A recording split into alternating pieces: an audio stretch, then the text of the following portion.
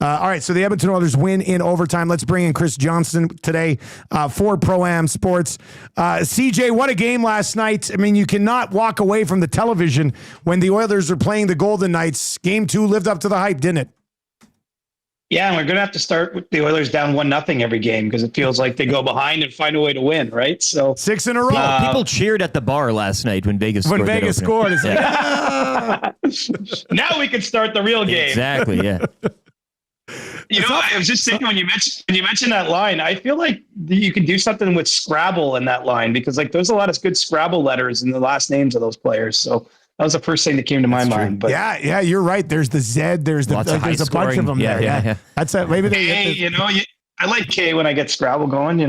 Yeah, man, I haven't played Scrabble in a long time. When the last time you played Scrabble? We should bring in a board. Do you have it on like your phone or your iPad, CJ? Is that how much you love Scrabble? No, but I've actually got a board, and my partner likes kicking my butt at it. So it is it is something we do at home every once in a while with a glass of wine. I love it. That's terrific. All right, so we have to start with Pickard, and he comes away last night with what was it, 875? It was an 875 save percentage, but you just can't read into that. I thought he made a number of tremendous saves in last night's hockey game. He is unbeaten in his 6 starts. I'm really not sure what else to say about what this guy has done, considering the role that he played coming into the playoffs.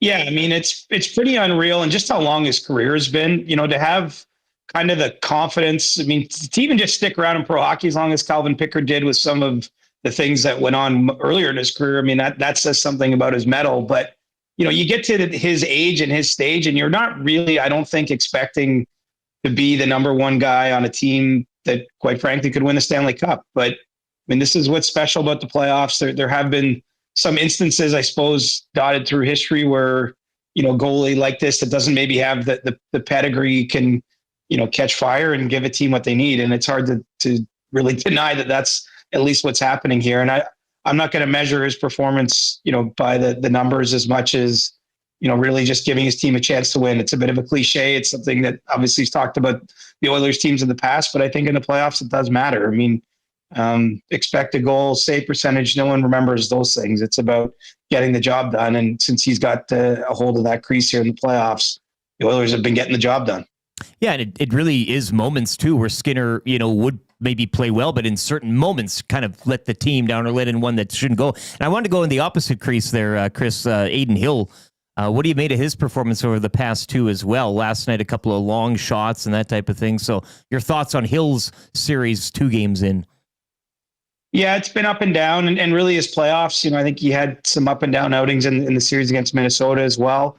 You saw some frustration there too after the overtime goal, which, I can imagine in that moment. But, as a goaltender, you just wonder have the Oilers gotten to him a little bit.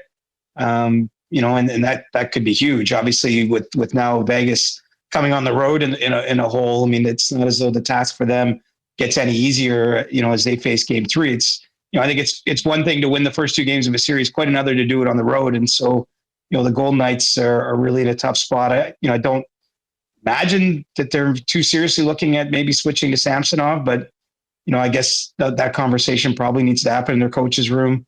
But I do believe Aiden Hill is going to be their guy. Just, he won the Stanley Cup for them a couple of years ago. And, he's been a pretty high-end performer, got a nice contract extension earlier this season. But, I think when he's looking at his game, he knows he needs to be better to give his team a chance to get back in the series. Chris Johnston with us on the show this morning. McDavid and Draisaitl combined for the overtime winner. But prior to that, and I said it this morning without much pushback, they were probably the worst of the 4 lines that the Oilers had. And obviously the Golden Knights are going to put more of a focus on those guys. But what does it say about this team that you can get to an overtime in a critical game 2 against Vegas without McDavid and Draisaitl, not only not carrying the team, but not really contributing much through 60 minutes? Well, I mean, it's the sign of a group that has something special going on, I think. And, that's something when I look back on the chats we would have in March and it didn't feel great at times, in that run up to the playoffs. I just wondered if the Oilers had this. And quite frankly, obviously it didn't just show up in game 2. I mean, there's been a couple nice games from guys down the lineup. Some of the lesser discussed players on the team have had their moments, but I just think it's massive when you have the guys you do at the very top, because, I mean, we know that they're inevitable. You know that they could even have, by their standards, a poor night, and no one is remotely surprised to see them connect on an overtime winning goal. Any opponent knows that Draisaitl and McDavid are going to put up points against them in a series. You're really actually hoping to limit the damage there and then to shut down the rest of the lineup. And the fact that the other lines have found some rhythm and are putting some goals on the board, I mean, if that continues in any meaningful way, I mean, it's just tough to imagine stopping the Oilers. I think that there's not that many teams through the league that have that sort of thing happening. I'm seeing playoffs this year that's kind of the storyline in the big picture has been the game breakers, right? I mean, you've had Mikko Rantanen for Dallas. There's been some big nights by McDavid. Over here in the East, William Nylander, one of the Leafs players, has given them some 3-point games when they need it. And so, when you have that little extra sprinkled around those game breakers, I mean, that's how you get to the Final Four and the Final Two, and hopefully the last team standing with that cup. Chris, I'm not going to pretend to understand the disciplinary arm of the NHL. I don't think any of us ever can, and how it's kind of exacted. But your thoughts on the cross-check heard around overtime last night, and the Arvidsson McNabb mix-up that, a lot of people thinking maybe should have been a penalty, could have been a key moment as well. But your thoughts on those two incidents? A lot of listeners, texters this morning want to see, is there going to be extra discipline coming following that cross-check as well? The fact that there was a major in overtime, I think it doesn't rule out the possibility of supplemental discipline, but we have to factor that in, right? I mean, there was certainly punishment handed out on the ice. I think it was the right call. Don't get me wrong. Yeah. And I kind of frankly expected the game to end somewhere in that 5-minute window, and good for Edmonton for finding a way. That was stunning. Exactly. Because usually it's almost just like the bad vibes, right? If you don't connect on that great of an opportunity, usually you're thinking about the game ending the other way. Anyway, so I do think it's possible he's suspended. Maybe he gets a game, but the fact that he did get the major on the ice, and to get a 5-minute in overtime in the playoffs, frankly, is a great opportunity. So the league, that will definitely be part of the triangulation or the calculation that they're making on that specific call. I do think the referees missed one on Arvidsson there. It's Canoper, guy trips in a dangerous spot on the ice. Obviously the Golden Knights were upset about that. We heard Mark Stone and Bruce Cassidy, kind of bemoan that fact. But, missed calls happen in every single game. I mean, I'm watching pretty much every game at this time of year, and there's a moment that any team's fan base that's remaining can be up in arms about a call made or not made. And you got to play through that sort of stuff. So, we'll see if it becomes a distraction for the Golden Knights. I think the teams that typically have if you play long enough in the playoffs, things are going to go wrong, right? Whether it's a bad goal against your goalie, a bad call against your team, or something like that. And I think putting emotion in that direction tends to not be a productive way to use your time. And so I'm kind of fascinated to see how Vegas treats that discussion today. Are they still kind of banging the drum about it, or do they move on? Because they should move on quickly, because their season's hanging in the balance here.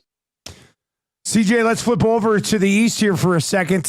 Florida Panthers, just a big one. They essentially got to have it. You can't fall behind 3-0. What do you think the response is going to be like at home? It's going to be strong. I mean, I was in their room after they dropped game 2 in Toronto, and there was not like an ounce of feeling of distress, of panic. I mean, certainly no one's it's hard to put a positive spin on losing 2 games to start a series, but when you're a team like the Golden Knights, they've won 8 playoff series since 2023. I just think this is a team that's been through so much. I mean, they won the cup last year, but they went up 3-0 and had that experience of the Oilers winning the next 3 games and still found a way to win game 7. I just think that they're comfortable in tight games. They're comfortable in these playoff moments. And so, yeah, I mean, game 3 goes tonight. We'll probably get a feeling if they have it or not, but I expect their best game in this one. And, it's been 2 1-goal games so far. So while the Leafs are feeling good, as you do after winning 2 games, I don't think anyone's thinking, oh, this is going to be a sweep or this series is over. I mean, the Panthers, probably the most complete team, arguably on the eastern side of this playoff bracket. And, they know they're going to need this game, and they're a good team on home ice. So I think this will be a night where they bring the house, and, they do probably have to have it, because it's going to be tough if they fall behind 3-0. And last one before I let you go, will it be the first period, second period, or third period for Rantanen to get a hat trick tonight? Which one will he do it in, you think? Maybe he'll do it in the first period just to mix it up. It seems like he's been leaning towards late game heroics. But, I'll say this. I thought Winnipeg played okay in that game. And so, that's that when we talk about responses. I mean, the Jets have been a good home ice team, and they're needing the split after losing that first game. I don't know if you just shadow Rantanen or what you do. He's on the heater of all-time heaters, but I mean, what a story. This is like peak Michael Jordan, or this is, what a compelling performance where he's obviously wanting to make a statement about, where he's been and what's happened. And, he's a man on a mission right now and the toughest guy in the league to stop. As always, man, we appreciate the time. We'll catch up next week. All right, boys. Have a great day. There you go. That is Chris Johnston. Don't you look at me.